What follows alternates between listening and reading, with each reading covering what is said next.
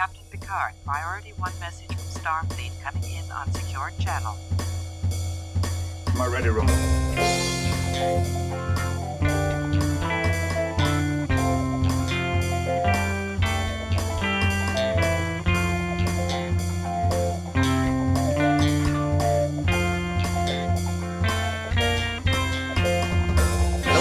Welcome to the Readier Room, not to be confused with Literary Treks.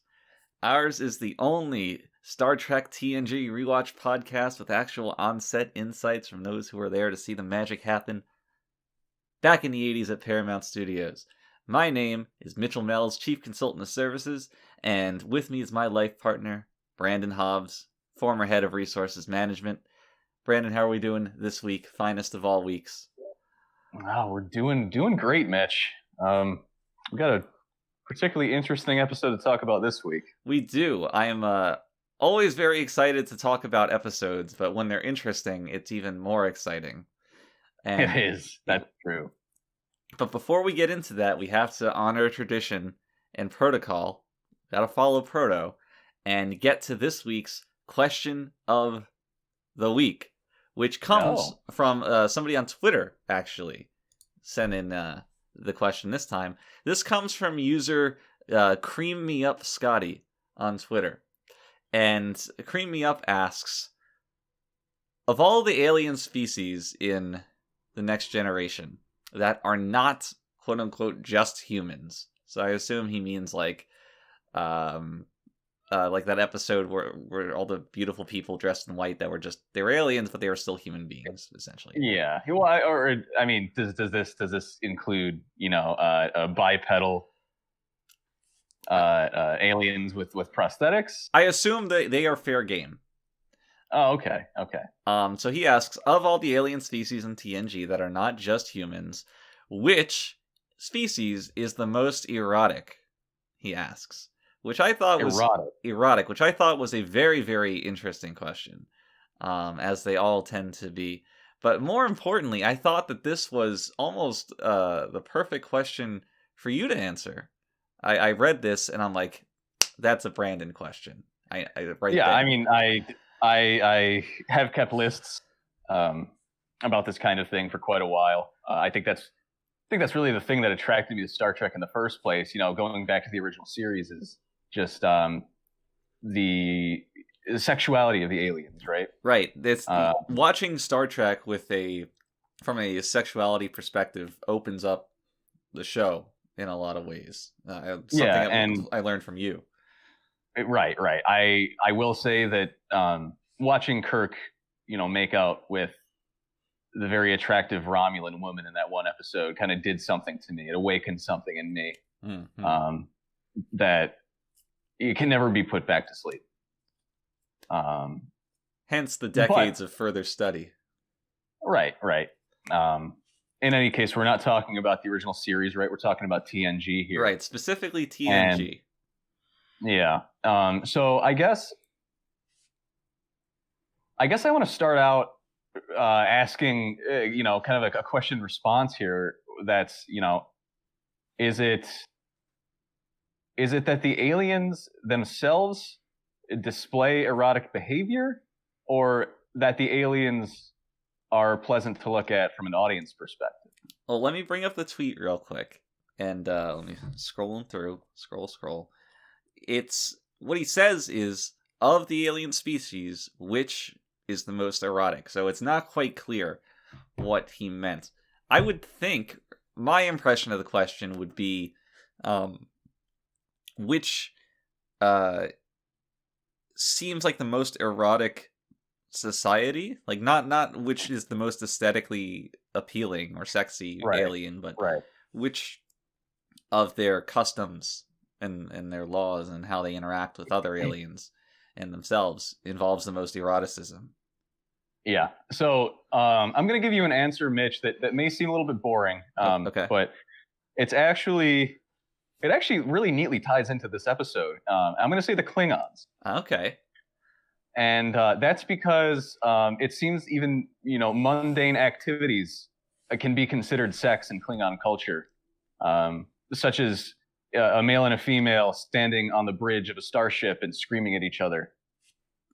Yeah, the definition of sex in Klingon society is seems to be pretty wide.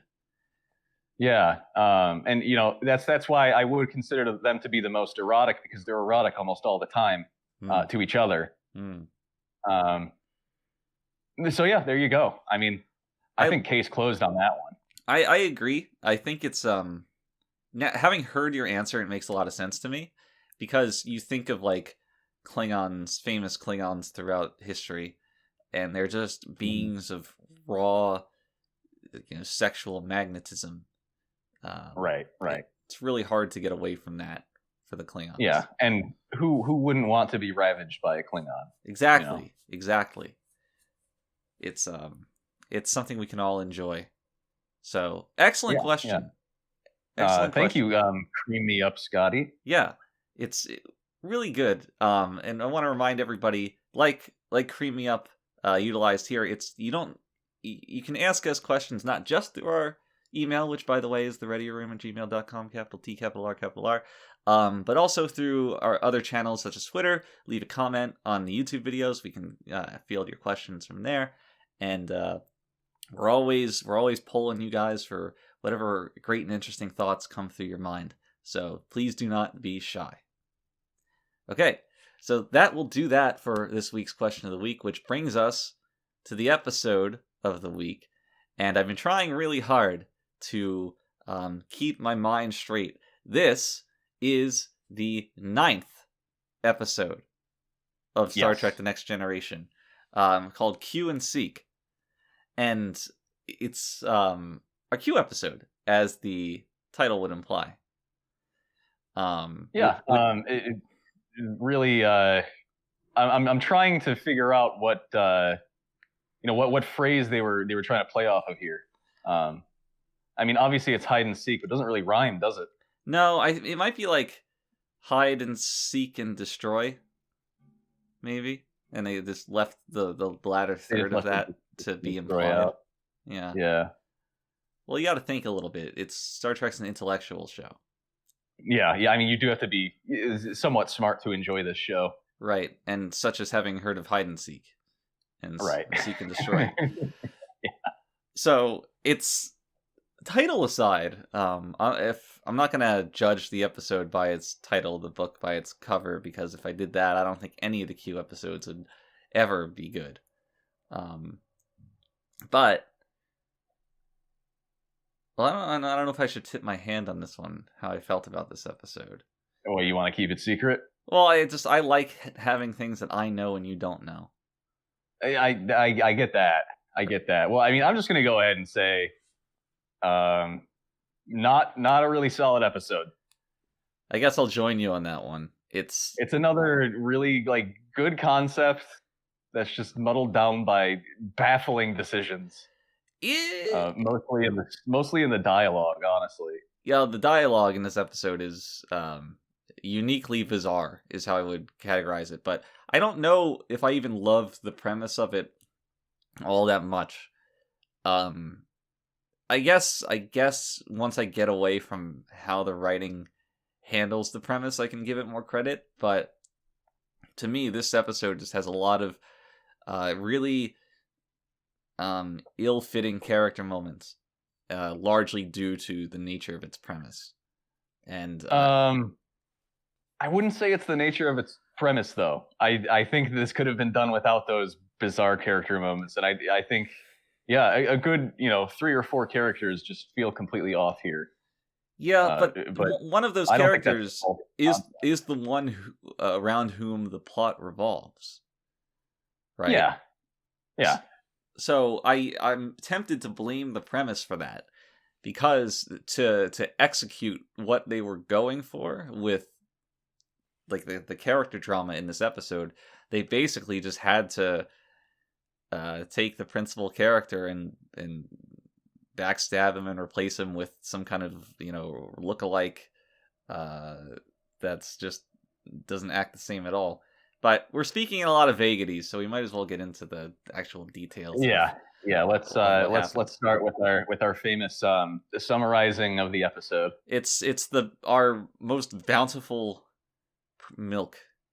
Yeah, I mean it's the episode most summary. valuable thing we provide here Yeah, is summarizing the episode for our audience that's Yeah. just watched the episode. I like to think of our podcast as TNG for the blind. So if Mhm. you could not watch TNG through some kind of visual impairment, we're there to provide you with those details. It's all about accessibility and neurodiversity amongst Right. the Which crowd. that's important. That's important. And also if you watched the episode and couldn't really understand it, we're here to take it a step back and kind of walk you through it. Exactly. So to start with that, this episode begins with Dr. Crusher. And what a doctor is somebody who is tasked with minding other people's health and injuries. So in case you didn't understand that concept. Right. But it's cool because we see Dr. Crusher doing like doctorly things at the very beginning of this episode. She's like leading a team and they're all worried about these, I don't know if they're refugees, but some colony that's facing a disaster and needs like medical assistance. And Dr. Crusher's actually doing something instead of just looking at people with stupid props in the infirmary, And I think it's like the first time we see that. Yeah, it's the first time we see her like doing her job independent of the plot, I think. Right, that's a good way of putting it. And I don't know, I appreciated that from the get-go. Yeah, she's not out to, like bring someone back to life or failed to develop a simple vaccine, that kind of thing. So, yeah, I can see why you would appreciate that. For once. Yeah, she's competent, in and of herself, which is nice. But yeah. So it does. I do want to note, however, that before we even see Crusher, we get that throwaway line about Marina's character not being in the episode. Right. So it's basically there was very little faith going on that if people didn't see Counselor Troy, they would be shrugging their shoulders and screaming up into the heavens, "Where's Troy?" So we needed to explain, as they should be. Yeah. What a lot of people don't know is that this was almost a last minute kind of thing, in that Marina was not supposed to be absent from this episode. It was totally unintended. No. Because it was supposed to be that Denise's character was going to be the one who was away from the ship this episode, for obvious reasons, right? Obvious behind the scenes reasons. But no one noticed this until the first day of filming. Gene walks on the set and he was obviously a little pissed off that Denise was standing there, and Marina was not. And it turns out in the end that the script actually had their characters reversed, and Gene did not catch this in his editing, because Gene was the one who ultimately finished off the editing for this script. He made a lot of changes to it, at the last minute. He did not switch the two characters back, so that's how we ended up with Yar being in this episode and Troy not being, which ultimately creates a lot of even more strange dialogue than what we mentioned earlier. Yeah. And you do see that. You do see that, because you get a very strange Yar scene within, like, I don't know, maybe the first 15-20 minutes of the episode, which we'll get to. Doesn't really make any sense. Yeah, we'll get to it. It doesn't make any sense. No. But if you imagine, I will say though. Oh yeah. I was just gonna say, I will say that Denise was very happy to be on this episode. Well, when Troy was not. She would be, right? Yeah. Knowing her. But I can't say that I blame everybody for, especially Gene, for not really noticing until it was too late and everybody was already there, that the names had not been switched accordingly. Because, we have our call sheets when people are due, actors are due for certain shoots. And by this point, everybody had kind of grown accustomed to mentally tuning out Denise's presence on these sheets, because nobody was ever all that excited to work with her.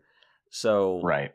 that kind of like mental safeguard backfired in this case, where if we had been more alert, we would have been like, wait, that's not supposed to be like that. Especially Jean would have caught that and nipped it in the bud, but that's not how it shook out, and this is the reality we got to live with. Yeah. It's a little bit embarrassing, but we got over it. I would not blame the viewer for not getting over it and viewing it as a big detractor from this episode. It is a bit of a detractor, but yes, we'll get to that anyway. So continuing past Crusher's opening. Well, where do we go from there? So the whole point of Crusher's opening is to establish this like urgency that the Enterprise is on this mission to go help these people and deliver them aid, and they're like rushing off to do that ASAP when they see the same big digital net floating in space that they saw in the very first episode in Encounter at Farpoint. Right. Literally just exact same scene. Right. Which I don't really get the point of that thing, like that barrier that Q can just put up in space.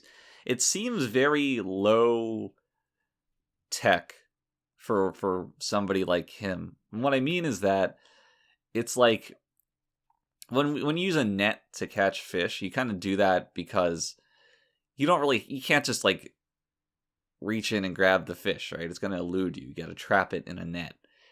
And it takes a lot of space to do that, and the fish can maneuver around in the net, but mostly it's fine. And like Q's doing this as if he can't just stop the Enterprise in its tracks in an instant, Yeah. Like, and that's the thing. I mean, just by virtue of the net having a physical presence in the world, it is inherently low tech. Exactly. And this is like another flavor of the recurring issue I have with Q, and I'll continue to have throughout this episode, is the how his omnipotence or omnipresence is often at odds with how his characterization and how he's written. Yeah, he's a very convenient character, and I was kind of gonna say the same thing, in that I love Q and I love Delancey's performance as Q, but eventually you as a viewer you have to grapple with the fact that you're dealing with an omniscient character who also throws temper tantrums for some reason. Yeah, it doesn't really jive with itself at all. He throws temper tantrums when he's thwarted by a being that can't even fully comprehend his plane of existence. yeah. It's like thwarted is a generous word too, right? Because usually Q ends up getting bored or something and goes away. Q himself is contextualizing it as a loss. Exactly. He's making these rules for himself and then gets mad. Q is only allowed to feel inferior because he gives his consent to doing so. Yes, exactly. Yeah. So it's so bizarre to me, and honestly,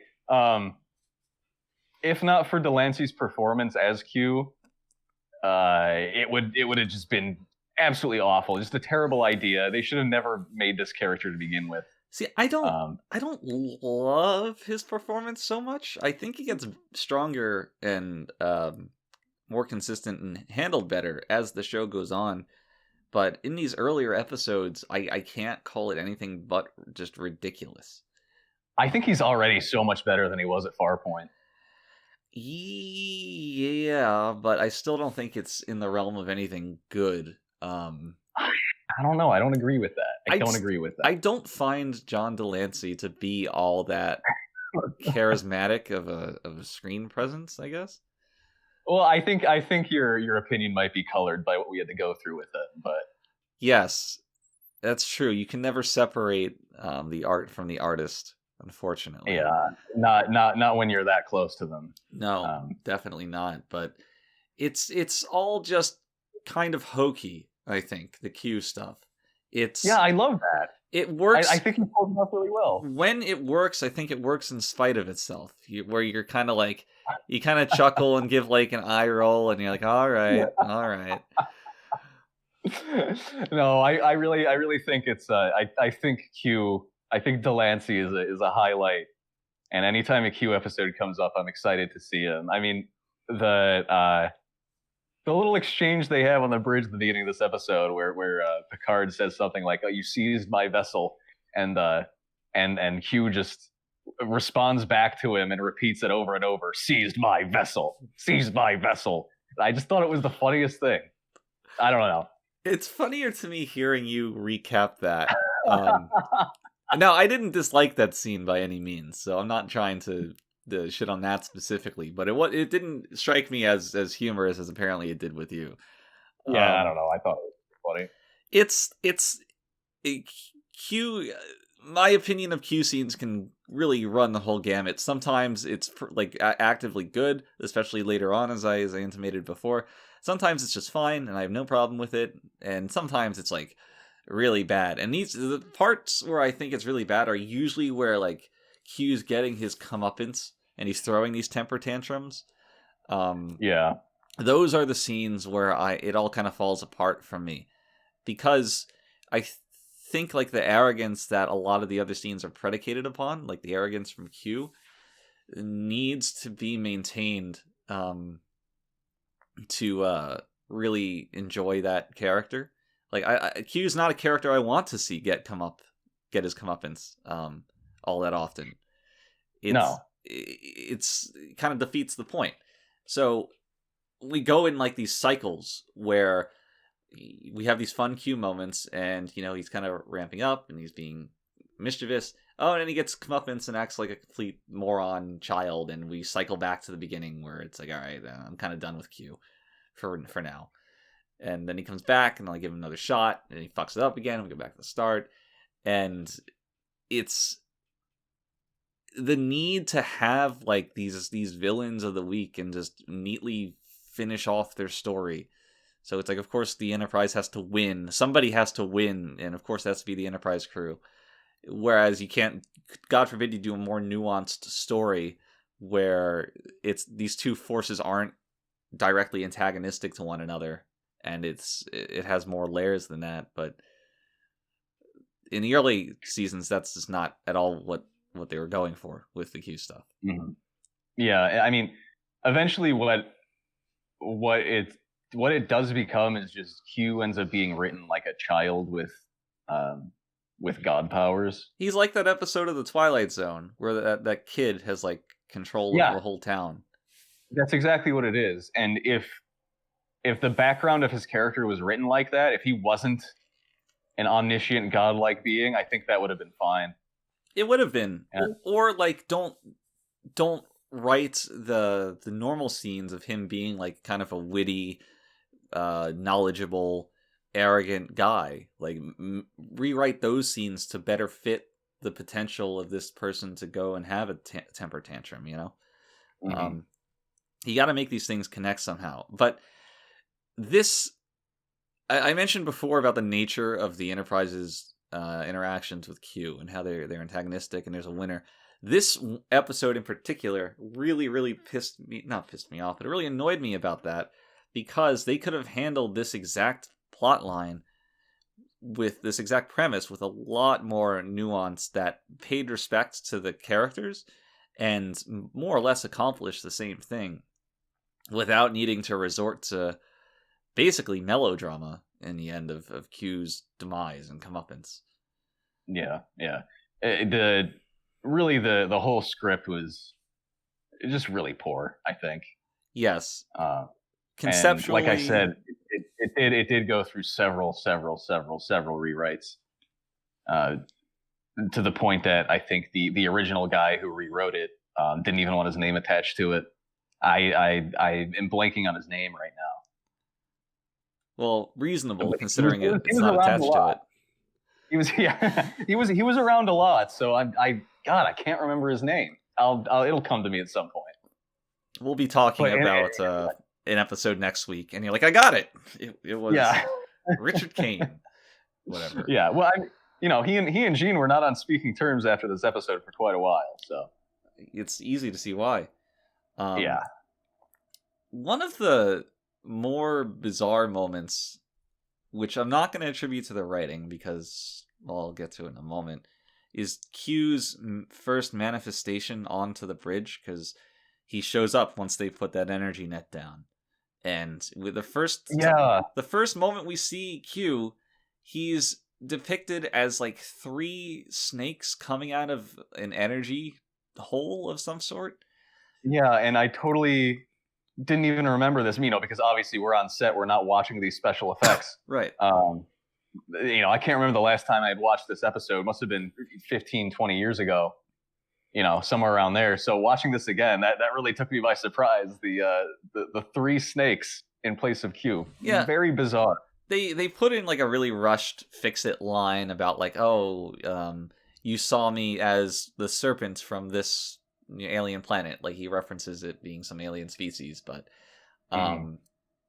that was all hastily thrown together at the 11th hour, because what was shot and what we see are very different. That effect was more or less superimposed onto footage that we had to cover up what we had initially shot. So long-time Readiers out there will know how John Delancey has a bit of a penchant for choosing his own costumes. It's just showing up in various attire that we end up having to roll with. That explains all the dramatic and strange Q looks that we've seen so far, such as we see some new ones in this episode, like the monk or the French admiral or marshal, I believe. Right. And initially, when Delancey came on the set, he was in a costume that was very out there, a little too offensive, I think, for primetime television, especially on a network television. Yeah, that was.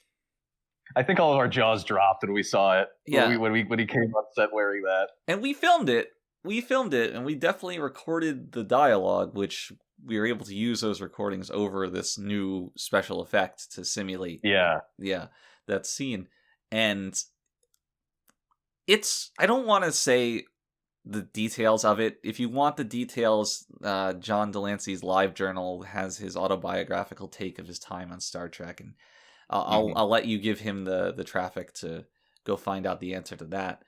But it was Gene had to have a talk with him afterwards. Like, John, I get it. You're an actor, you're creative.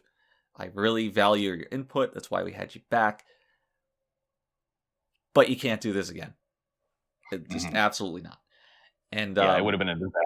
Yeah, I think for once that was like the one time that John was contained just a little bit. Usually he did not respond well to that kind of direction from anybody, let alone Gene. But yeah, I think he knew. Our artists can have that tone about them where they're like, all right, I'm gonna do something wild, I'm gonna try something new. But to say that John Delancey did not have self-awareness, I think that would be incorrect. And this is one of those moments where it's shown through. Yeah, he was just always pushing the envelope, as any good artist does. Exactly. But I think the takeaway message here is that the original footage does exist out there somewhere. So if someone can find it, be my guest, upload that to YouTube. Let's see it. It's been a long time. Maybe we can release the Delancey cut. That would be nice, huh? Of Hide and Q. I think this episode would be somewhere around 2 or 3 hours if we did that. It would be a joy, and it would be an opportunity to appreciate the craft of the actor. Yeah, it truly. So, Q comes onto the Enterprise, and he has a bit of a different outlook this time. He comes in saying that the Q continuum, his people, are now extremely interested in humanity given the outcome of their previous encounter at Farpoint. And nice. Thank you. And because of that, Q now seeks to test humanity in in a bit of a different way. He says he wants to play a game which I guess is the inspiration for the title. But yeah, although they don't really play hide and seek. that would be very enjoyable to watch. But unfortunately, no, that's not what happens. Although, but yeah, so they do. Sorry, go ahead. No, you go. You got it. Oh, really? Yeah. I get to go. You I get to say my piece. You do. I was just going to continue our summary here. So if you have something important to say, then by all means. I've never had anything important to say in my life. All right, so they play a game. And they're transported down to another OG Trek planet, right? I've been calling it Planet Soundstage. Yeah, it's because it's very obviously just a very cheap set. Yeah, that kind of looks like garbage. It's just a bunch of plastic rocks and green sky. Yeah. So you may not have noticed this, but the version we're watching, for the audience, we're watching the HD re-release of The Next Generation, which we've never watched before, obviously. In this episode, the rocks are actually CG. This is blowing my mind. Yeah, so they redid this entire planet in the HD re-release because originally, what we did was, you remember we shot the foreground rocks completely independently of the actors. So those were just layered on top of the actors in the background, right? Right. But in this HD re-release, what they did was they just completely took those out and put HD or CGI rocks in. Now I want to go back and freeze frame on the rocks.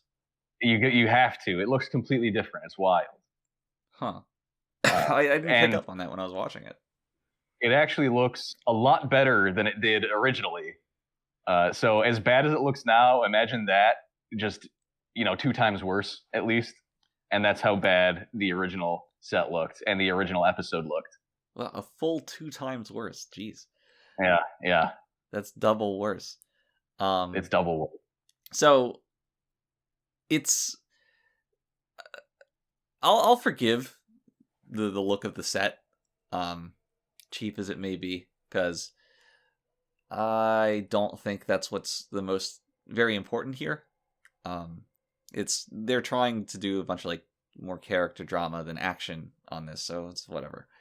But when they come down to this planet explicitly, as Q says, to play a game. But the rules of engagement on this game are never exactly clear. The purpose of why anybody's there is not clear to them. Obviously, the audience pieces it together, but it doesn't fit the way it's set up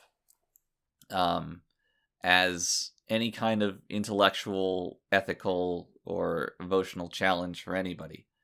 It's just Q being whimsical, which fits Q, I suppose, but it didn't make it at all compelling. Especially when they introduced this concept of rules and penalty boxes, and you're like, okay, I guess people have to be really careful. And then they're like, no, we'll just do really whatever we want without paying any mind to this, and nothing will come of it. Yeah. Nothing will come of it except an extremely awkward scene. Which we'll get to. So we see Q here, and he's drenched. Can't talk today, Mitch. Dressed as a French marshal. Yeah, like an old military uniform. Yeah, obviously one of Delancey's picks, so we had to kind of write around that and shoot around that. I will say he looks good in it. Might be why he chose it. Yeah, he was very dapper, I have to say. Very charismatic. And he sits down with Riker, gives everyone drinks, which Worf does not accept. Yeah, it's Klingon culture to not drink with one's enemy. Yeah. Which you would think that everyone else might be as suspicious, but no. No, they Riker all drink sits it. down, drinks the mystery liquid, which tastes like Lemonade. Lemonade. Lemonade. Lemonade. What they never answer, and what was the most compelling thing to me, was what was Data's most desired drink at that point. Because they're like, Yeah. we'll Yeah. give you guys exactly what you want right now. And Data has a drink too. And there's no line about like, oh, this motor oil is delicious or whatever. So who knows what it could have been. I'm shocked that wasn't a question of the week. Oh my Well, maybe God. it will be next week because they hadn't seen this episode yet. It's true. It's But it won't be now because we already went over it. What a journey the past 10 seconds have been. So basically what they have to do is survive. That's what the crew has to do, is survive. Yeah, objective survive. Yeah, objective survive. And you'll see that Yar gets immediately penalty boxed. Because she objects to it, right? Yeah, she just kind of like makes a proclamation. She's just like, this is bullshit. And then bam, you're donezo. Yeah, I mean, she's made an example of, basically. And that doesn't really go anywhere. At all. And at all. And the reason for that is this is actually kind of just a half-baked mid-production rewrite here. Because originally she was going to get killed by Q, because the whole conceit of it is if she gets sent to the penalty box and the others refuse to play the game, she will get killed. Right. And this was originally going to happen. The crew was originally going to object again, and she would get killed, and that was the end of Yar. Like, that was how Yar was going to exit the series. And again, this was this was a very last-minute decision. I think someone just got a little fed up. But unfortunately, the writers couldn't get this to work believably without making the crew just look, either irresponsible or just like, not good at their jobs. You know what I mean? Right, because they should want to save Tasha Yar. Whatever the thoughts of the actors, put that aside. The characters should want to save her. Yes, the characters are woefully ignorant and would want to save Yar. So we luckily had the privilege of continuing to work with Denise for several more episodes after this. Yeah, and she was thrilled with the turn of events. She kind of had her, one of her very many Emmy moments in acting. This scene opposite Picard when she's in the penalty box, which the penalty box is just apparently the bridge of the Enterprise, which Q sets up as being like, well, only one person can be in the penalty box, and if somebody else is sent there, then the first person is going to get, they're going to be wiped from existence to make room for the new person. And then you cut to the penalty box, and there's already two people in there. And Picard's in there. Yeah, so, okay, here's something. This is what I didn't get, because when she gets sent to the bridge, your thought as the audience is, oh, Q is just lying. Right. Like, he's just, like, she just got sent back to the bridge. She's safe. It's a lie. And you would think that upon seeing Captain Picard, Yar would think that was a lie, too. She's not in the penalty box. She's back on the Enterprise. But then she tells Picard that she's going to die because she's in the penalty box. Right. And everything from that moment on is only serving to legitimize the threat. None of the characters ever breached the idea that Q is lying, or that the danger here is not as apparent as it might have been before. And it is confusing to me as a viewer, because once you take that route, okay, we're going to be more dramatic, and we're having the scene of Tasha Yar crying. It's very dramatic, a lot of melodrama, the quality of the acting aside. And while you're doing this, you're peppering all of the dialogue with such a ridiculous term as penalty box. Like, you can't really ask me to emotionally invest in characters crying about the penalty box, because it's just so inherently ridiculous. It sounds like timeout. Right. It's it's fine if Q says that, because Q always says kind of like overly flamboyant, dramatic things. That is something he would say. But would Tasha Yar use that term in the throes of her desperation, or faced with her death? Probably not. Would She Picard would say, "I'm in the penalty box." would Picard console her by saying that, as Captain, I approve of crying in the penalty box, or He says, tears are permitted. tears are permitted in the penalty box? Like, what the hell?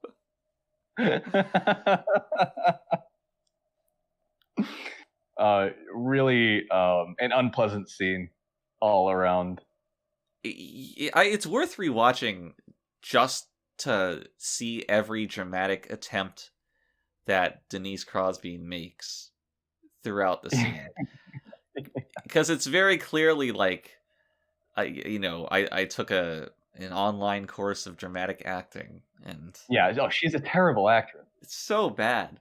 It's really bad, and a lot of the TNG cast are not great actors. For sure. It might just be Patrick Stewart that's pretty good, but most of them are not written to have scenes like this. They know that they make better use of the cast than by writing this melodrama. And this scene adds nothing to the episode, because it's not a Denise, or it's not a Yar episode. She doesn't have an arc. That's the last we really see of her. Right, because, as I was saying before, this penalty box thing doesn't pan out. It doesn't really serve to remain as a motivator for the people who are playing the game. Never again do they mention the possibility of Yar dying. And in fact, towards the end of their time on that little planet, Q induces them to play the game without really needing their consent. Like, he just sends a bunch of soldiers to come after them, and it's like, you don't really have a choice in participating in this. So the whole penalty box thing just doesn't. It never made sense. It's tonally confusing, and it creates what might be the worst scene so far of Star Trek: Next Generation. For sure. Yeah, really, really confusing stuff. And then Q just appears on the bridge. Yeah, suddenly, and talks to Picard. He tells Picard that he's going to give Riker something that's impossible to refuse. Yes, what are the things that Riker would find impossible to refuse? Right? Maybe like a harem of women. Right. No, it's God powers. Apparently, it's Q powers. That one undeniable facet of Riker's personality is that he really wants to have God powers. So, how do we feel about about Q having this conversation with Picard in the first place? Because insofar as the events of the story, it doesn't really do anything other than to inform the audience of what Q's intentions are. And this is like filler. It is, and the only meaningful thing it accomplishes is creating this wager between Picard and Q that I don't think Q has very much reason to accept, other than just arrogance. Which fine, I buy it. Q's an arrogant guy, even if he kind of shouldn't be. But yeah, it has that filler quality to it. Yeah, and we're also treated to some typical of TNG, just disgusting quoting of Shakespeare for no reason, to seem intellectual, I guess. That was another one of the temper tantrum moments. Like, Q's reading Shakespeare, and he's like, "Oh, Picard, you moron, you have this book, but I bet you never read it." And Picard's like, "Actually, I have read it." And then Q just like flips out and throws the book at him. It's like, "No way. How dare you?" And here's another thing. Why would Q find Shakespeare at all interesting? Right. At all. It's not like the philosophy contained therein is going to be mind-shattering to an omniscient being. Right, and even if human philosophy could be mind-shattering, it definitely wouldn't be found in Shakespeare. No. Like the bottom of the barrel Shakespeare. Shakespeare literally written for the common man. Yeah. Not anything like super heady.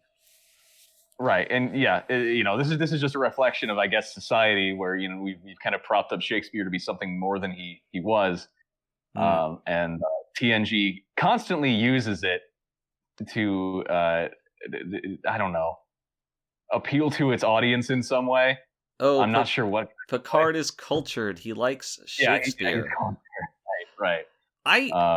It's just so blatant. It's so pandering. I can't stand it. I think the stupidest part was at the beginning of that exchange where Q says something like, "Oh, you know Shakespeare, he said all the galaxy's a stage." And Picard's like, "All the world's a stage, you moron." Like, how did you get that wrong? And that's a good question. Like, how did Q read this and then remember it incorrectly? Like, that should be below him. Yeah, he's just read it. Right. I know that this is like such a minor thing, but it all comes back to Q's characterization of what they're trying to do with this character. And if you want somebody so fallible as to forget something they read 20 seconds ago, then don't try to establish them as all powerful. Yeah.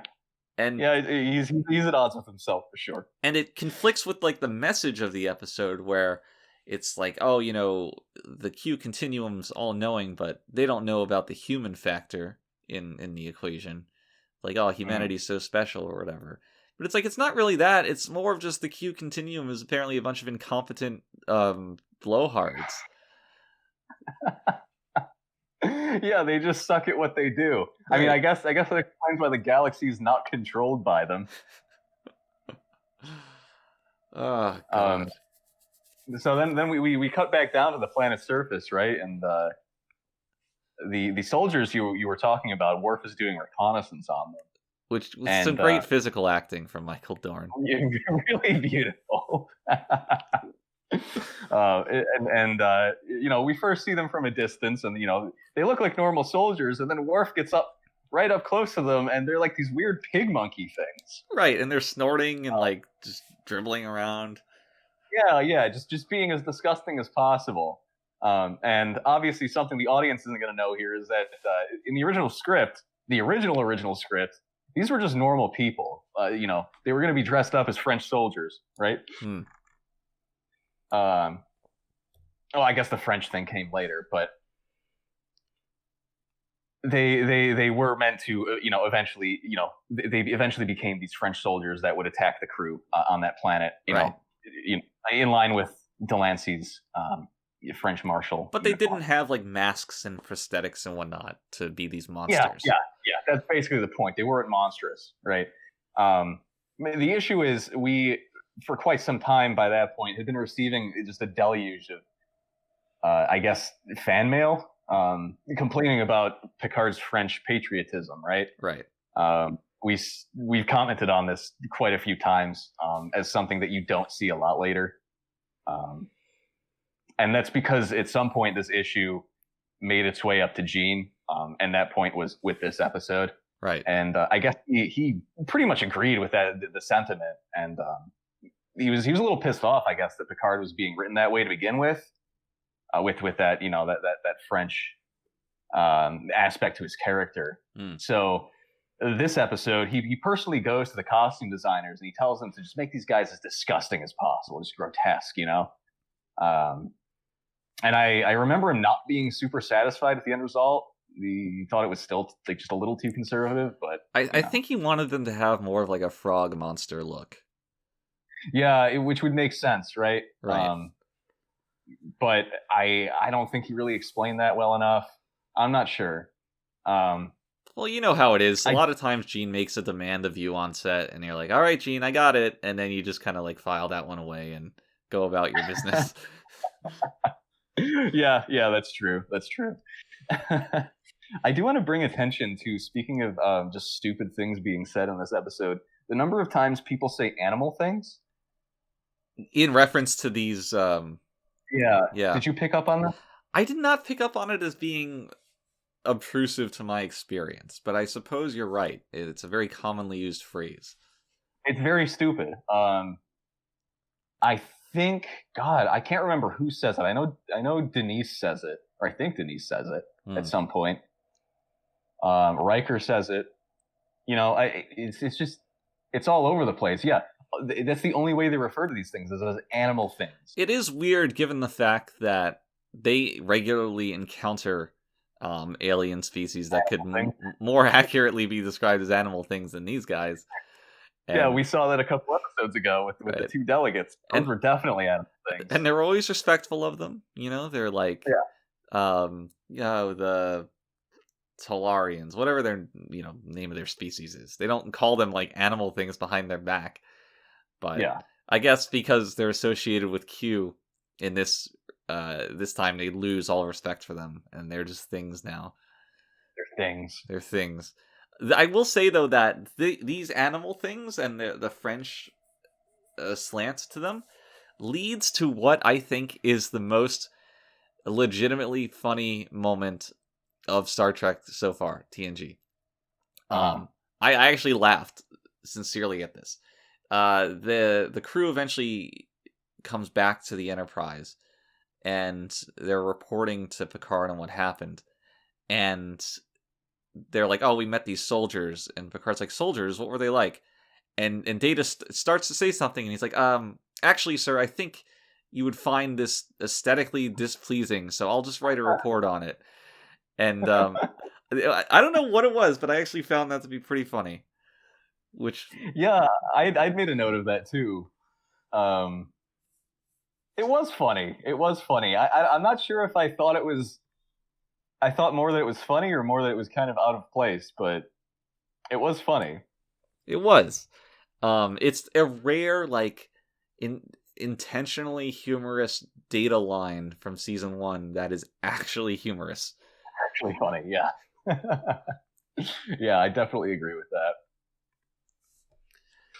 So what? The crew gets attacked by the pig French monsters, right? Who are not carrying muskets, but laser muskets. Right.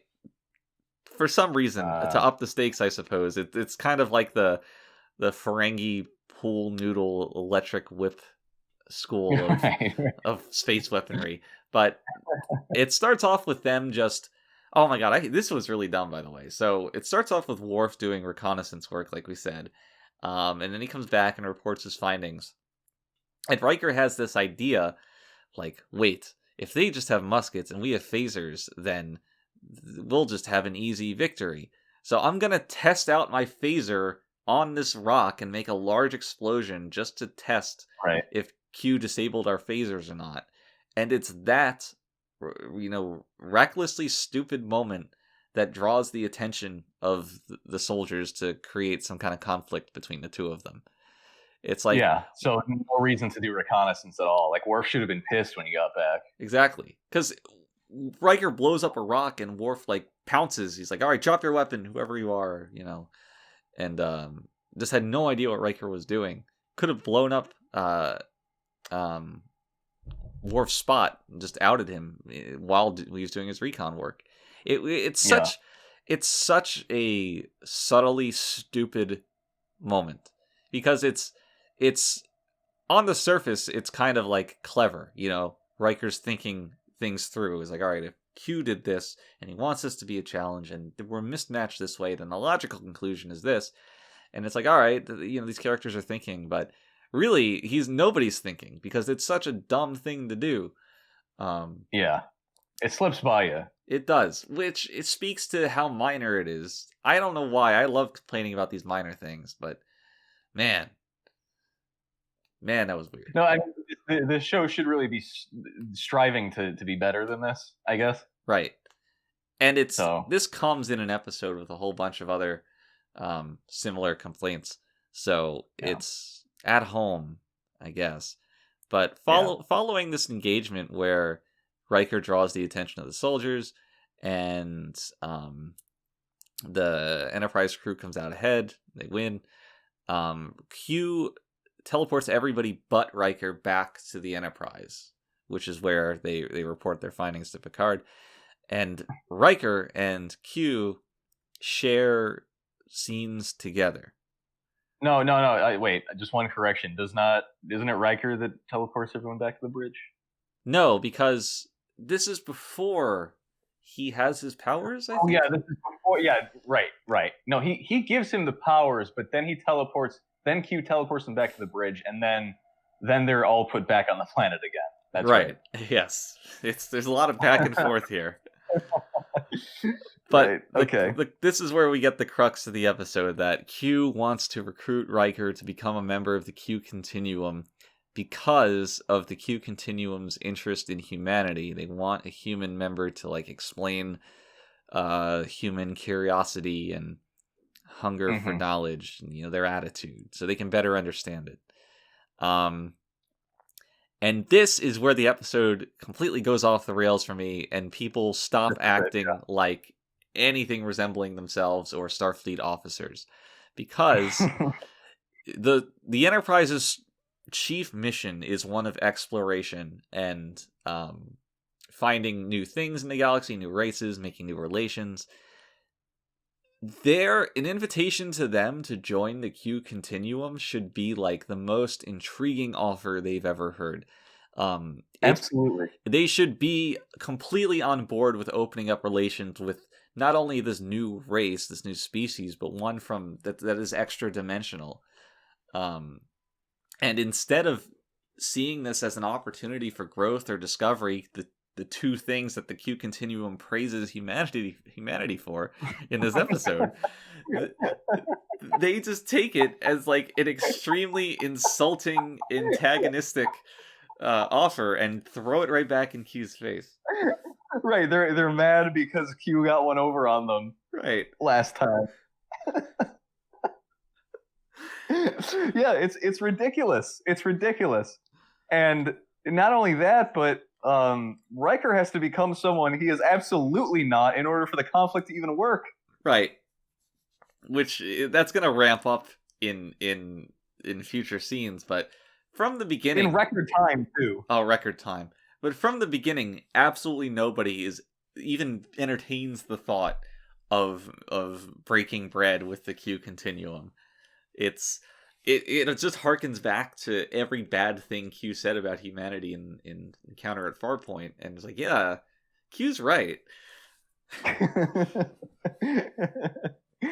Q is absolutely right. Yeah, and so like, and the interesting thing is, like, we're almost treated to something that's like morally ambiguous in this episode, where Riker has the chance to save a little girl that's dead, right? Right. With his Q powers, but because of the agreement he made with Picard, he can't do it. The agreement being to not use his powers at all. Right. Because he doesn't really accept them from Q, but Q bestows him with them anyway. Yeah, he's just kind of stuck with them, which is kind of funny. But yeah, all things considered, Picard just kind of seems like he's, I don't know, like he feels a little left out or something. Yeah, he's like kind of fussy. Yeah. So what is the order of events here between Riker getting his powers and the second time the crew is beamed down to transported down to the planet? So that's before they have the discussion about not using his powers, because they get beamed down to the planet. Wesley is killed. I was gonna say, which is very nice. Wesley shows up for the first time. I don't even think he was in the episode before this, but they just beamed him down too. Yeah. All right. Yeah, he gets. We're treated to a very, very slow Wesley death. Oddly violent. Which is nice. Yeah. And then Riker just teleports them all to the bridge. He gets very mad and teleports them all to the bridge while screaming with like a tiger uppercut. Yeah. Yeah. And everyone's still alive. Everyone's back to life again. Thanks to somehow. Riker. Thanks to Riker. But, and then Picard and he have a discussion. Yeah. I don't want to gloss over this. There are scenes of both Worf and Wesley getting impaled with what do you call that? Like bayonet? Bayonet. There you go. With a bayonet. And Worf is not so gory, but Wesley, you see it like pop out the other side of him and like blood spurting around. Yeah. It was I can't recall another moment that violent throughout the run of TNG. Yeah, neither can I. And it's a kid. It's a kid getting stabbed. Like, geez. And when they teleport them back and everybody's fine, like, Wesley's, like, kind of groping at the spot where the bayonet had entered him, which means that he retains, and throughout the rest of the series, retained his experience of dying and getting stabbed, which is never brought up again. How traumatizing that might be. True. It's kind of a footnote. Yeah. Wesley fucking died, canonically. That's crazy. Yeah. So, I mean, this kid has a lot of crazy shit happen to him, though, so he's probably desensitized now. and there's also like another very silly moment for him coming later on in this episode. Is there? Oh, there is. Oh, there is. Yeah. So we might as well fast forward to Riker. After getting angry, he gets angry that he doesn't save the kid. Right. He gets angry that he stuck to his agreement with Picard and didn't save the kid. Let's. I don't want to fast forward too much because there's a very weird line where they're at the site where they're helping the people impacted by the disaster that their main mission was, and they're like tending to them. They throw a bunch of styrofoam rocks off this kid who's dead. And they're like, Riker, you have the Q power. You should help. You should revive her. Bring her back from the dead. And Riker says, I can't do that because of a promise. And it makes no reference to what the promise was or with whom. Does not explain it to anybody. And then just leaves that dead kid there. Yep. Which... Yeah, a little bit of a half-baked scene there. It is. And it's like... Riker, what did you think this promise was about? That this is going to cause your heel turn? It's like, I promised not to use my powers, and then I didn't use my powers. I'm so angry. Yeah. It's like he didn't know what he was getting into. Right. And, conveniently, within, 3 minutes of making that promise, he's confronted with just the literal worst thing he could possibly be confronted with in the face of that promise, which is a dead child. Literal life or death. It's all just a little bit too convenient. It is. And then he gets mad. And not just mad, he gets like full of himself all of a sudden. Yeah, without any provocation, he's suddenly like he thinks he's like the shit, right? Yeah, he starts calling Picard Jean-Luc. He disregards his captain's authority, walks away from him while the captain's talking. Just completely disassociates himself from his job as a crew of the Enterprise. And there's really no explanation for this at all. Because it's not. It would make sense if he got like a taste of his power. You know what I mean? Build it up, right? Yeah. But he doesn't even use his power again. He uses it to save everyone, and then that's it. And it's not right? Like the antagonism between him and Picard. You're right. Between him and Picard, it's not like Riker wanted to save that kid, and Picard explicitly told him no at that time, creating like a resentment and pushing those two characters apart. It was a mutually agreed upon thing that like Riker just gets pissy about and takes out on Picard for no reason. The only thing I could think of is like if the Q Continuum's powers works like the One Ring, and it just absolutely corrupts everybody who comes into contact with it within like minutes. Minutes. I did want to actually move back to that scene with the kid and Crusher and everyone. Because I had something written down which I kind of glossed over, and that's Crusher's line where she looks at Riker and says, "Certainly you can't bring her back to life."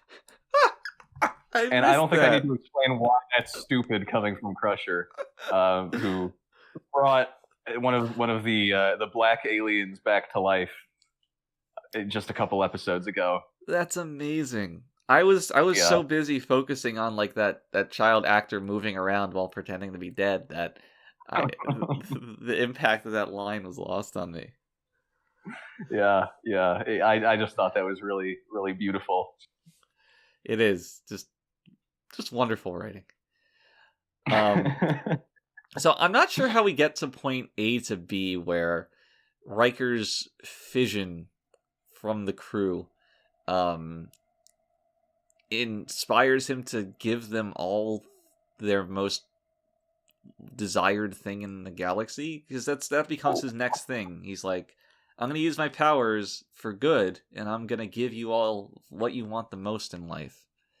Well, Q shows up in his monk outfit, Right. and I can't imagine if Christianity's not dead by now. I can't imagine it's anywhere close to the form it used to be. So I'm wondering where Q got the information on like medieval monks, such that he was able to create his own costume for them. Well, the thing is that Q is omniscient, except when it's funnier for him to make a mistake. So Yeah, in this case, I guess it we was were fine. Shakespeare. Were there monks in Shakespeare? Any Shakespeare plays? Yeah, I think there was like a friar in Romeo and Juliet. Okay, yeah, all right, but it's not like he would get like visual cues from that though. So That's true. He is a very visual Q, for what it's worth. um, so beautiful. Q shows up, and this becomes like a confrontation between Q and Riker and the crew of the Enterprise. And through some dialogue that I do not remember, Riker becomes inspired to showcase his powers and, like I said, give everybody something that they want the most. And somehow, and I'm not quite sure of this, Picard knows exactly how this is going to go. Despite it being so unfathomable and like such an unrealistic thing that nobody could have ever planned for, Picard knows exactly what's about to transpire, and very arrogantly is like, all right, Riker, do it. Show us what you got.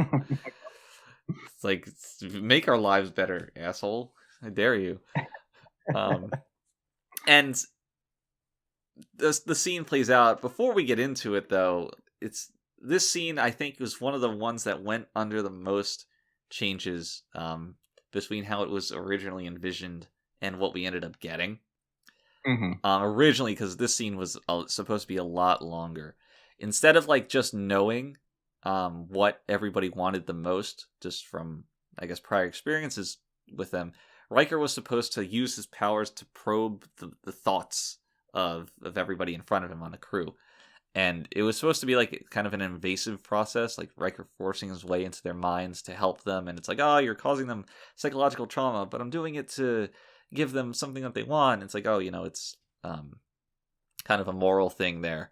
But the cool part of it was that every character's inner mind, their psychology, was going to be filmed in like a stylistically unique and surreal way, such that Picard's mind would look very new, but it would look very different from Yar's mind. From Worf's, etc. So it was going to be the juxtaposition of two things, like what it looks like inside their psyche, with Riker exploring in there and finding like the sources of their desire and pleasure, and then cut back to the real world where the characters are like kind of struggling and trying to resist because of how unpleasant it was, kind of like a psychological rape in some kind of way. And it sounds rapey. It does, which was obviously it's Riker, so it makes sense. Yeah. But that how dirty and uncomfortable that was to watch, combined with Riker's like altruistic motivation, that was like the thrust of that scene, why it was supposed to be so enticing. Right. Because of how long that would take to shoot and the budget of like constructing all these unique sets and filming it in unique ways to create this surreal style, we just didn't have time or money for it. If it had been a 2-parter episode, I think we could have made it work. Like, used the budget for the next episode too, and kind of separate this one into 2 parts. And it's kind of a big story, so I could. Yeah, for sure. Yeah, and like the last time Q was around, it was a 2-parter, but that was the thing. Like, Delancey, super insistent. He didn't want to be involved in another quote long bullshit leftover shoot after the first time he filmed a 2-parter with us. He just could not keep his attention focused for that long to do 2 episodes at a time. So everything got rushed. All this inspired direction and storytelling got cut, and what we get is I don't even know how to describe this scene. where Riker just tells people the thing that they want the most and just makes it happen. Starting with Wesley Crusher, who... Yeah, which is he gets treated to a very unfortunate aging up. I mean, not unfortunate for the character, unfortunate for the actor as we see him today. Yes. What Wesley wants most, apparently, is to be an adult, and Riker's like, all right, Wesley, snap, you're 10 years older than you are now, you're a man. And they get, like, this kind of hunky mullet guy to be adult Wesley Crusher. Yeah, he looks like the kind of guy who's like his main job is being like a men's magazine model. Yeah, he looks like he doesn't speak English, and they just yeah. kind of like Arnold at the beginning of his career. Which that theory is further supported by the fact that they dubbed over his lines with Will. Yeah, why to have Will Wheaton's voice come out of, or rather teenage Will Wheaton's voice come out of what's essentially like a model is... I mean, to have Will Wheaton's voice come out of... Yeah. You didn't need to really True supplement that with any extra adjectives. The cognitive dissonance here is real. Yeah. But it's funny because, like, the way this is shot, you have, like, Dr. Crusher and Wesley Crusher in a two-shot, and then, like, bam, Wesley's 10 years older. And nobody really reacts to it. They're just like, okay, this is kind of strange. Well, Geordi says, looking good, Wes. He does. Yeah, Geordi's got a lot of come-ons. He does. Wow, I didn't even put those two together, but yes, he does. I think Geordi's a little horny this episode. He is. So I think the next one up is Geordi, or is it Worf? I don't remember the sequence. I think it's Geordi, and it's kind of the most obvious thing. What would Geordi want? Probably to be able to see. So Riker's like, my friend, you can now see, and he takes off. It's very Jesus-like, and he takes off, after laying hands on him, he takes off Geordi's visor, and Geordi's eyes are no longer, like, clouded white. He can see. Mm-hmm. First thing that Geordi says is, quote, "You're as beautiful as I imagined." Robbed of context, who would you think that he said that line to? On that bridge, I couldn't even tell you. Yeah. Maybe...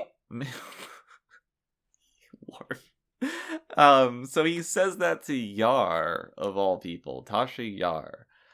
And I don't really have much of a story about this, but I want everybody at home to know that on set we found that line as funny as you did when you watched it at home. And not only on set, but I also wrote this down as I watched the episode as something to bring up. Yeah. It's just why? So, and it also begs the question, if Geordi is in a position to comment that Wes is looking good as an adult, then how is he also in a position to be like, well, I could only imagine how beautiful you are, but wow, you really are beautiful. Like, either he knows or he doesn't. Yeah. And to fix this, you just had to have another character say either of those lines. It would have been so simple. The thing I don't get is that I can't remember if it was an episode before this one or if it's an episode we have yet to watch, but I know there's a scene where Geordi talks about how his lack of sight is actually like a gift because he can see things on a spectrum that other people can't. Yeah, that often comes up. Saying? And his so making him be able to see without the visor is really kind of just not a very creative wish, is it, for the character? That's never struck me as like he has always wanted to see. That doesn't come off of his character. No. And I think they initially workshopped Riker making Geordi white in this scene. Yeah, it was. But I think we eventually felt it was just like a little bit too on the nose. Exactly. The problem with that was the dialogue writing around it. Like, you can like bring that idea up, and I think most people will kind of get it. But Yeah. to have the characters comment on it in a way that's not too direct and forcing it, that was a lot more difficult. Oh, yeah, and I mean, like, eventually it was going to follow the same kind of path where, in this one, Geordi says, "Please put me back to the way I used to be," because he realizes that it's his imperfections that make him who he is. So in the same way, Riker was going to make him white, and he was going to say, like, despite all of the challenges I face as an African American, just put me back. It's very similar to Data's interaction with him, where he's like, "Data, I'll make you human," and Data's like, right, "No, I can't do this." That's actually Data's the one who follows Wesley. Okay, right, and I don't know if I'm convinced by Data's reaction to it, because that is all he wants. That is literally what he wants, is to become human. I think there's comments of this later on in the series run where Data's like, the journey of understanding humanity is kind of the point. No, it was the friends we made along the way. Yeah, but the point is that that's something he would say after being on this journey for however long. That's where it's almost like kind of coping with the fact that he has to be on said journey for so long. It might be a cope, but the point is that's not the level of introspection you have in season 1. It's not. Yeah. He wouldn't make that comments this early. So, well, to be fair, he's been active for what, 2 years? Yeah, I mean, he goes to the academy canonically. So it might be. I'm sure he has time to come to terms with it. I guess. But point is that he turns down Riker's help, and I think it was weird because, like, with Wesley, they're like, "No, we need to get Wesley out of here. Wesley, leave the room." And in the middle of those protests, Riker just turns him into an adult. Whereas Data's like, "Riker, don't do it. Don't do it." And he doesn't do it. Well, I guess it would have just, like, taken a little too much time with the makeup or whatever. Yeah, you have to scrub it all off with a sponge, put it all back on. And then put it back on, yeah. So rather than kind of just have that flat, turn me back kind of scene, yeah, it just didn't bother with it at all. Because you would have had a turn me back scene like 4 times in a row. I thought it was really funny that Worf's greatest wish was just to have sex. It's so good. I love that moment. I think it's really stupid, of course, but I do love just how it plays out. So he's like, "Worf, you're alone. There's no other Klingons here. I know what your greatest wish is," and he teleports a Klingon woman kneeling at Worf's feet. The two of them proceed to snarl at each other, fight, and Worf, like, tosses the woman down on the ground. And I think it's Geordi comes in and is like, "Worf, this is your view of sex?" And Worf's like, "This is sex." Like, really angrily too. Yeah, he's angry about the fact that he's somehow, I guess, in some form, having sex on the bridge of the Enterprise. But ultimately, Worf is able to keep his pants on, and he's like, "No, Riker, I will not have sex in the Enterprise." Yeah, he's a Volcel. He's a Volcel. It's like, I don't know if this is supposed to be a sign of their emotional strength to resist these temptations, or a sign of how little Riker knows about his crew.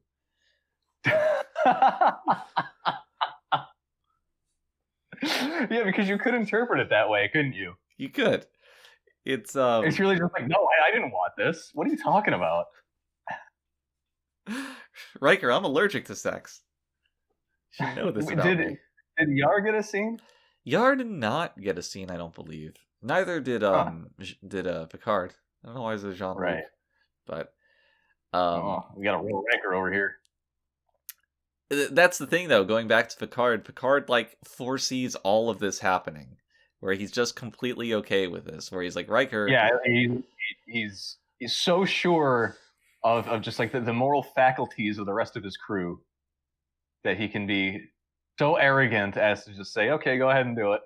And it's not even clear, like, why the crew should be resisting this. Yeah. Like, this episode is written from the point of view that everything the Q do are evil, and we should oppose it uniformly. But yeah, and it never shows that. No, never. Ever. Which is why my point earlier about them, they should be trying to cooperate and learn from this partnership that's been offered to them, because there's nothing inherently immoral about it. Yeah, and it's literally just it's humanity's dream, isn't it? But I think there's kind of a throwaway line about how Picard says something about how like humanity's not ready for it yet, or something. Which I don't know. Maybe there's an argument for there. Maybe, but like I all the humanity talk completely just passes me by, because I don't see anything in Star Trek that differentiates humanity from any of the other races. I don't see anything resembling humanity in this episode. Well, there's certainly that, but it's like, why do the Q fascinate themselves with humanity instead of the Romulans or any other number of countless species? Right, because they're all out there. They're all exploring. They're all exploring. They've all come together to make this Federation. It's just really hollow to me that humanity is just the most important race in the galaxy. Like, they're the only ones capable of what? Growth? Curiosity? What is it about them that's so unique that's enthralling the Q? Right. Yeah, and I think we're probably going to be ending up beating this drum over and over and over again throughout many episodes. Yeah. It's I'm not going to blame them for having a human focus when the entire staff and audience obviously entirely humans. Like I get people. I don't think any Klingons watched this show. No. It's still beaming over there. Eventually, in several thousands, millions of light years, they'll get it. But I'm looking forward to the opinions. The Twitter sphere will be angry that day. But yeah, it's a lot of sci-fi has this problem dealing with humanity's role in a larger galaxy in a way that's not contrived to make them feel special. Sometimes people just don't concern themselves with that, but it's if you just imbibe a lot of sci-fi across whatever medium, you'll find a recurring issue with this. So it's not even unique to Trek. Yeah, it's just I get it. It's annoying. It is. In any case, we can probably leave that there because we're going to bring it up again in like 2 episodes. Can't wait. Next we have a comprehensive rundown of what a flim-flam is, which is notable because this is, I think, the one time somebody has said like a colloquialism, and it was somebody other than Data to question what it means. Picard calls Q a flim-flam to Riker. He says he's a flim-flam, man. Yes. And Worf is just standing next to Yar, and he's like, flim-flam? Very, very good use of screen time. Yeah, I'm glad that was there. So ultimately, Q gets his comeuppance when Riker realizes that the things he's been giving the Enterprise, like crew, they don't want it. He's not really using his powers well. And just from that, he's like, oh, I've been a real idiot, haven't I? And Picard's like, yeah, retard. And Picard's victory just feels so unearned here. Right, Picard did nothing this episode. Nothing. Not only like he didn't do anything. Riker basically solved all of this on his own, and really shouldn't have even been in this position to begin with, because why would his character suddenly start acting like a complete asshole? It's just, God, it makes no sense. None of it makes any sense. And then Q just disappears. It's like, bye. Well, Q is apparently hauled off by the rest of the Q continuum for... Right. I don't exactly know why. Like, they made a wager, and the wager was dumb and contrived in the first place, but it's like, all right, you'll stop meddling with humanity, And Q's like, no, I want a medal. And then the Q Continuum's like, get out of there, Q. You fucked up for the last time. They haul him off. Q screams as he's being teleported away. Q really deserved it for trying to open up a channel of communication between two species. Yeah, God forbid. What an asshole. Now, I do want to posit a really easy way to just correct this episode. Okay. And that's Q shows up on the bridge, gives Riker the powers, just gives him the powers. Doesn't play the game, and then the rest of the episode is Riker contending with the agreement that he made with Picard to not use the powers. And he slowly, over time, becomes resentful of making that agreement. This episode, that concept would work so well as, like, played out over several missions that the Enterprise has. It's like, first we got to go help these people, and then we're dealing with a prime directive issue on some other planet, and then somebody's in danger from a tar monster, and like all this stuff, and like throughout all these varied situations, Riker's like more and more tempted to use his powers, and he has various moral conflicts, and like that's the entire episode is his morality and his ethics. I don't even think you need to do like a multiple mission type thing, because for budget reasons that would never happen over a 40-minute time span. But true, but it establishes time, which I think is the most important thing here. Well, I think just having a conflict that's heavy enough, kind of like a ticking time bomb type scenario, would be enough to over the course of the episode, create that rift between him and Picard. Okay. Where, right, just let me I should use my powers here. So, and Picard is staunchly anti-Q. So how about this? How about that's the conflict of the episode, Picard not wanting Riker to use his powers, and Q like goading him into doing it in some ways, giving him the chance to. And the big conflict at the end is like where Riker's confronting this quandary that he's been dealing with, and he makes the decision like, all right, I'm not going to use my powers. Q shows up. He's like, humanity's not ready for this thing I've given them. Takes it away, leaves to rediscuss things with the Q Continuum that humanity's not quite where they thought they were. Mm-hmm. Yeah, I mean, something like that would work. You don't have to betray anybody's characterization. You don't need anything ridiculous, and you really focus on what matters, which in Star Trek is more of ethics than it is animal people. Animal things. Yeah, animal things. Yeah, so we've just written a much better Star Trek episode than the one we watched. Yeah, I mean, good job, man. The premise was there, kinda, and it was. Then it fell was apart. What I was saying. Yeah, I think it is there, but yeah, it's just a very shoddily written episode. Do we want to talk about how flat Q's hair is the first time he appears? It's like I did not notice that. Strangely flat and greasy, and then he pumps it up like usual for the rest of the episode. I didn't notice that at all. Well, that's go back. That's all there is to say about that. I think that's gonna wrap it up for our thoughts on Hyde and Q and Seek. Which one is it? Ooh, Hyde and Q. Maybe it's just Q and Q. Maybe it's just QQQ. Overall, not a great episode. No, not great. Not the worst, but really not one I would ever want to come back to, despite Q's inclusion. Right. Inclusion. Oh, wow.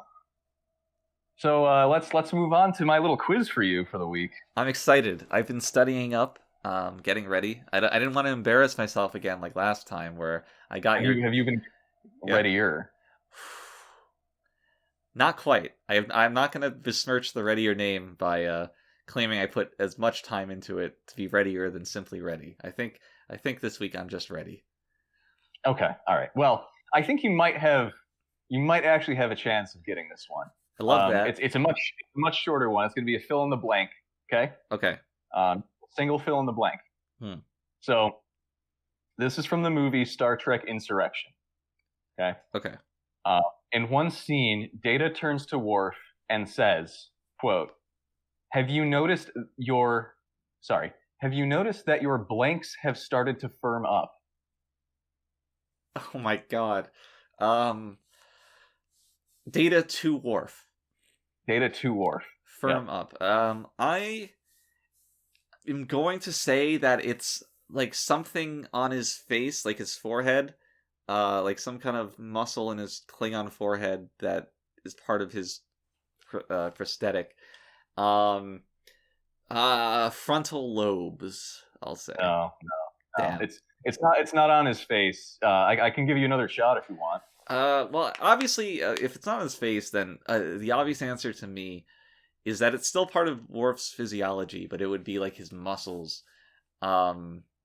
Now it could be like his biceps, his lats, his abs. Maybe it's abs.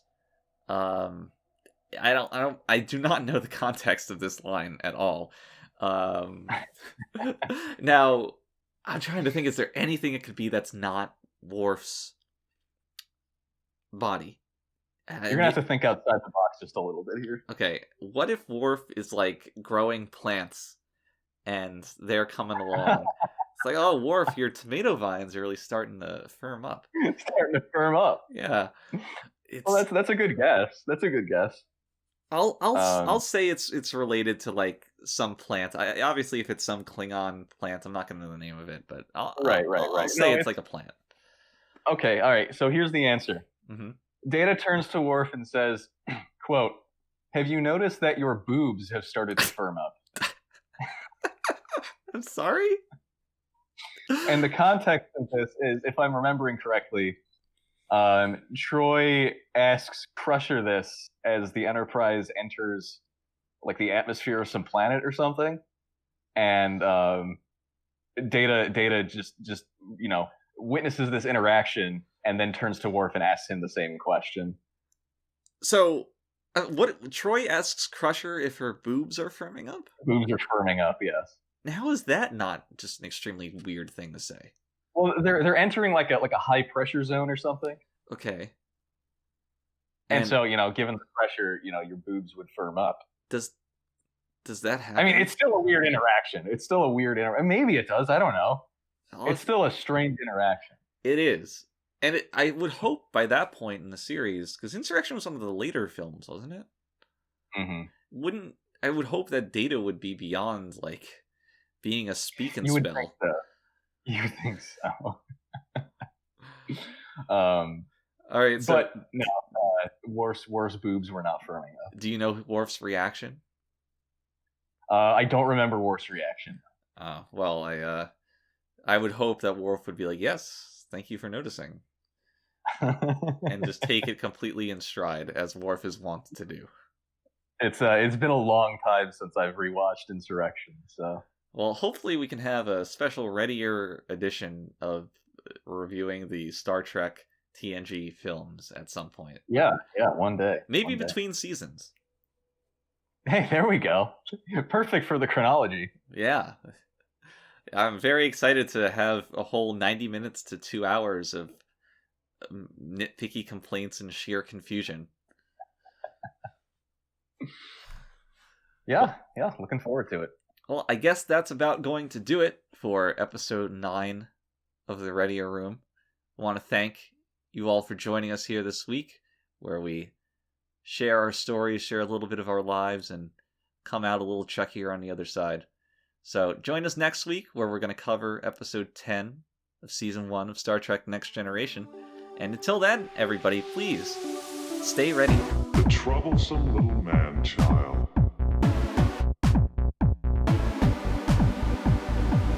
Consider that in the history of many worlds, there have always been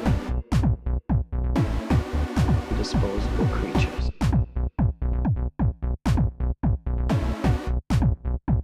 Do you consider yourself superior to us? Should have told him to mind his own damn business.